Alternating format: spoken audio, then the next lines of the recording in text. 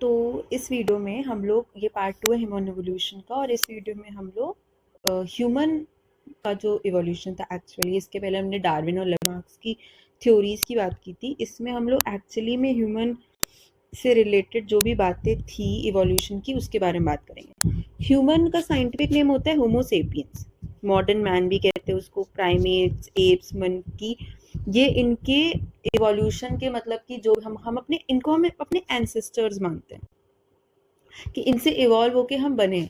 Evolution माना जाता है कि 15 से 20 मिलियन ईयर्स जो है तब से इवोल्यूशन चलता चला आ रहा है, और अभी तक स्लोली, इवोल्यूशन एक स्लो प्रोसेस है तो वो अभी भी चल ही रहा है।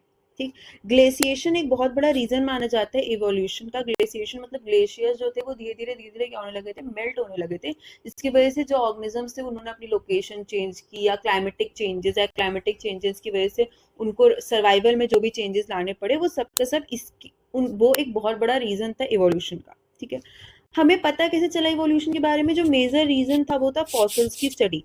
एशिया और अफ्रीका के बहुत सारी जगहों पे हमें फॉसिल्स मिले, जिससे हमें ये पता चला कि हाँ, जो इंसान, हम लोग जो ऑर्गेनिजम्स हैं, हम लोग के एंसेस्टर, मतलब जो बैक में करके देखा गया, उनकी स्टडी की गई, कितने साल पुराने क्या है, उन सब की स्टडी करी गई, तो हमें फॉसिल्स की स्टडी से इवोल्यूशन का बहुत आइडिया लगा था। क्या क्या मेजर चेंजेस थे जो हमें देखने को मिले इवोल्यूशन में? एक बाइपेडल लोकोमोशन, की पहले 4 पैर में चलते थे ऑर्गेनिज्म, उससे किस में आए, 2 पैर पे आए, तो बाइपेडल लोकोमोशन। क्रेनियल कैपेसिटी मतलब जो ब्रेन कैपेसिटी उसमें इंक्रीज देखने को मिला। Cranial capacity in the sense कि जो भी सोचने समझने काम करने की जो भी मेंटालिटी या ब्रेन से रिलेटेड चीजें होती है उसको हम लोग क्रेनियल कैपेसिटी कहते हैं। लॉस ऑफ जॉ पावर, जो पहले के ऑर्गेनिजम्स थे उनकी जॉ जॉ जो होती थी, क्योंकि वो हर चीज खाना पीना पकड़ना वो मुंह से ज्यादा प्रेफर करते थे, तो उनका जॉ जो होता था वो ज्यादा स्ट्रांग होता था। बंदरों, चिंपैंजीज में हम अभी भी देख सकते हैं, उनका जॉ जो होता है कंपेरेटिवली ज्यादा पावरफुल होता है। हमारे में इतना नहीं है। चिन का डेवलपमेंट, उनका चिन प्रोट्यूडेड ज्यादा होता था, हमारा चिन कंपेरेटिवली अंदर की तरफ है। इंक्रीज इन हाइट, हाइट में हमें चेंज देखने को मिला, और इस वजह से भी हुआ कि जो हमारे हिंड लिम्स थे वो बाद में क्या हो गए, कंपेरेटिवली थोड़े से और लंबे हो गए। पॉइस्चर, पॉइस्चर, वो लोग 4 पैर पे चलते तो उनका पॉइस्चर ऑब्वियसली बात है डिफरेंट होता था, बट बाद में क्या हो गया, अब उनका पॉइस्चर जो है वो कंपेरेटिवली चेंज हो गया। 4 पैर से अब हम लोग 2 पैर पे आ गए, हम लोग का जो बैकबोन है वो स्ट्रेट हो चुकी है, तो ये सारे चेंजेस हमें देखने को मिले हैं पॉइस्चर में। रिडक्शन ऑफ बॉडी हेयर, पहले जो ऑर्गेनिजम्स थे उनके बॉडी हेयर बहुत ज्यादा होता था, अब जो ऑर्गेनिज्म है उनका बॉडी हेयर जो है वो कंपेरेटिवली क्या है, कम है। बॉडी में हम लोग देख सकते हैं। ह्यूमन एंसेस्टर्स की जो अगर मैं प्रॉपर ऑर्डर में बात करूँ तो क्या क्या, ऑस्ट्रेलोपिथेकस, फिर उससे होमो हैबिलिस, होमो इरेक्टस, निएंडरथल, क्रो-मैग्नन और होमो सेपियन। ऐसा माना जाता है कि जो क्रो-मैग्नन है वो निएंडरथल और होमो सेपियन सेपियन के बीच की कड़ी है। तो ये इंपॉर्टेंट बात है याद करने के लिए। सबसे पहला क्या पढ़ना है, वैसे ना ऑस्ट्रेलोपिथेकस से पहले भी एक होता है रामापिथेकस। ठीक ठीक, तो रामापिथिकस, ऑस्ट्रेलोपिथिकस, होमो हेबिलस, देखो ऐसे, रामापिथिकस, ऑस्ट्रेलोपिथिकस, होमो हेबिलस, होमो इरेक्टस, निएंडरथल, क्रो-मैग्नन और होमो सेपियन, इन तीनों को साथ में याद रखो। क्यों? इसलिए भी क्योंकि निएंडरथल और होमो सेपियन सेपियन के बीच का क्रो-मैग्नन होता है।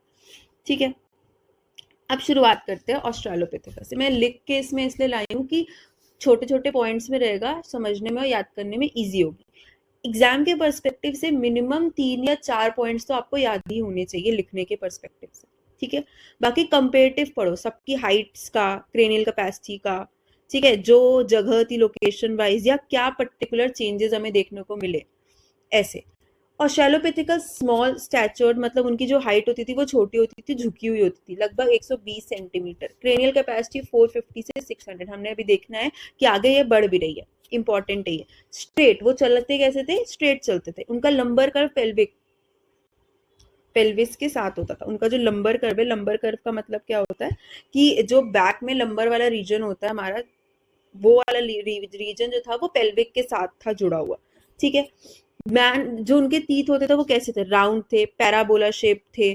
ठीक, कैनाइंस जो है वो बाहर की तरफ नहीं निकले होते थे, हमारे जो कैनाइंस है वो बाहर की तरफ निकले होते, उनके कैनाइंस बाहर की तरफ निकले नहीं होते थे। टीथ का, तो टीथ में आप 1 या 2 पॉइंट भी याद कर सकते हो, मैन जैसे टीथ हमारे होते थे, जैसे हमारे में वैसे भी उनके में होता था।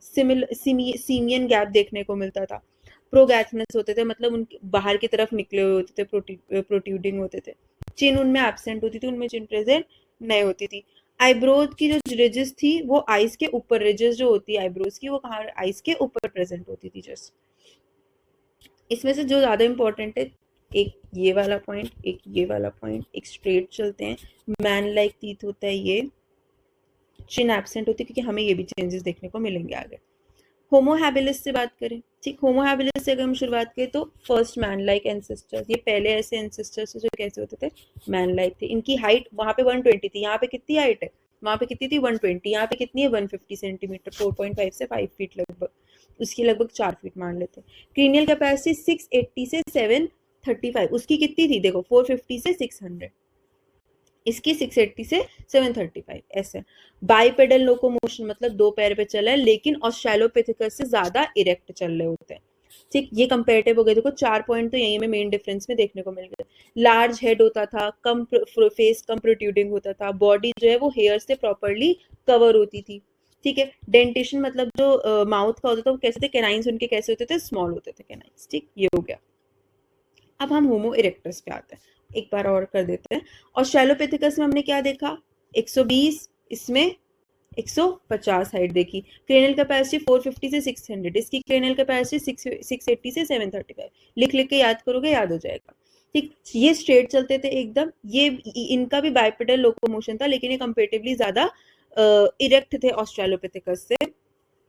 यहाँ पे जो इनका लंबर कर्व था वो पेल्विक के साथ था, टीथ राउंड पैराबोला होता था, इनका जो टीथ था वो मोर ह्यूमन जैसे होते थे, उनके डेंटेशन जो है वो स्मॉल कैनाइंस होते थे, मैन जैसे होता था। नेक्स्ट अगर मैं बात करूँ तो क्या है, होमो इरेक्टस। होमो इरेक्टस जो है उनकी जो बॉडी का साइज है वो कंपेरेटिवली यहाँ पे इंक्रीज हो गया था, 120 से 150 सेंटीमीटर, मतलब लगभग 5 से 5.5 फीट हो गया था। क्रेनियल कैपेसिटी 800 से 1125, 1125, वहां पे सबसे पहले क्या थी 450 से 600 ऑस्ट्रेलोपैथ, इसीलिए मैंने कहा कि ऑर्डर पहले याद कर लो। फिर क्या थी 680 से 735, यहाँ पे कितनी है 800 से 1125। अगर यहाँ पे ये जो छोटे टर्म्स है इसमें आगे पीछे हो जाएगा तो चलेगा, इतनी कोई दिक्कत की बात नहीं है। ये फुल्ली अपराइट मतलब फुल्ली सीधे चलते थे। इनकी जो पेल्विस होती थी कंपेरेटिवली ज्यादा बाउल मतलब कटोरे के शेप की होती, ठीक है। उनको हम लोग होमो इरेक्टस क्यों बोले, इरेक्टस, इरेक्ट मतलब खड़ा, स्ट्रेट, तो इसलिए बोलते थे क्योंकि वो मोर इरेक्ट होते थे, स्ट्रेट होते थे, उनके जो आर्म्स और लेग्स का जो प्रपोर्शन है वो कंपेरेटिवली ज्यादा स्ट्रेट होता था, जैसे कि हमारी बॉडी में होता है, हम लोग स्ट्रेट होता है। फोरहेड कैसे रिसीडिंग है, जॉज जो है बाहर की तरफ है, चिन क्या है इसमें भी एब्सेंट है। साइज जो है वो कंपेरेटिवली ह्यूमंस के जैसा ही है, टीथ का जो था हमारा, ठीक है। तो ये हमारे 3 हो गए इसमें। इसमें किसी को कोई डाउट है कुछ हो तो मुझे नीचे बता देना। नेक्स्ट है नियांडरथल। नियांडरथल जो है मैंने जैसे कि अभी बताया था कि नियांडरथल मॉडर्न मैन के बीच में हमारा क्रो मैग्नन था, तो नियांडरथल ही वो आगे चल के क्या बना लेता है, क्रो मैग्नन बता देता है। ये किसका सक्सेसर है, ये होमो इरेक्टस का सक्सेसर है, ठीक है। होमो इरेक्टस के आगे नियांडरथल, इसकी हाइट लगभग 160 सेंटीमीटर है, 5 से 5.5 फीट की होती है। क्रेनियल कैपेसिटी 450 है, पिछले वाले की कितनी थी 1135 एंडिंग थी, इसकी लगभग 450 क्रेनियल। बाइपेडलिज्म मतलब दो पैरों पे चलता है, head large, broad, flat, flat मतलब चिपटा हुआ, स्लोपिंग, कंपेरेटिवली ज्यादा स्लाइडी टाइप्स का, कोई चिन इसमें भी प्रेजेंट नहीं होता और लेस हेयर होते हैं इसमें। कहाँ कहाँ हमें देखने को मिला है, वेस्टर्न यूरोप में, नॉर्थ अफ्रीका में और एशिया में, इन रीजन्स में हमें देखने को मिला है नियांडरथल मैन। फिर हम आते हैं क्रो मैग्नन पे। क्रो मैग्नन जो है उसको नियांडरथल मैन और मॉडर्न मैन के बीच का ट्रांजिशन माना जाता है। हमें ये कहाँ पे मिले, हमें ये यूरोप में देखने को मिले। ये जो मैन थे मॉडर्न मैन से कंपेरेटिवली ज्यादा क्लोज थे, मोर एडवांस थे, इनकी हाइट लगभग 180 सेंटीमीटर होती है। क्रेनियल कैपेसिटी 1450 से 1600 सेंटीमीटर तक होती है। लार्ज स्कल होता है इनका, ब्रॉड फेस होता है, राउंडेड फोरहेड होता है और प्रोमिनेंट चीक्स होते हैं, मतलब प्रोमिनेंट चिन होता है, मतलब इसमें इनका चिन एब्सेंट नहीं, इनमें चिन दिख रहा है। ये कंपेरेटिवली लेस हेयरी होते हैं और उनका जॉ लाइन क्या होता है, स्ट्रॉन्ग होता है, जॉ जो होती है स्ट्रॉन्ग होती है।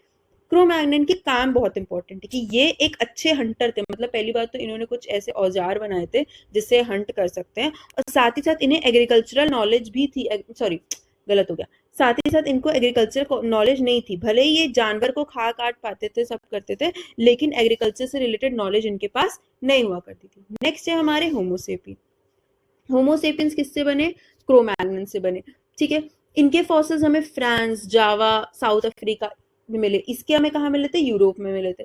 माना जाता है कि पहला होमोसेपियन मॉडर्न मैन हमें कहाँ मिला था, 11,000 ईयर्स अगो देखने को मिला था। ये भी बाइपेडलिज्म मतलब दो पैर पे चलते हैं, अपराइट हेड है इनका, स्कल एकदम टॉप पे प्रेजेंट है। क्रेनियल कैपेसिटी 1450 से 1600 सेंटीमीटर है। स्ट्रेट लिम्स मतलब स्ट्रेट पैर है। हिंड लिम स्ट्रॉन्गर, उनका जो नीचे के पैर है वो कंपेरेटिवली ज्यादा स्ट्रॉन्गर है। थोरैसिक रीजन जो है इनका जो फ्लैट होता है, लाइक जैसे हमारा ब्रॉड चेस्ट होता है उस तरीके से चेस्ट प्रेजेंट होता है।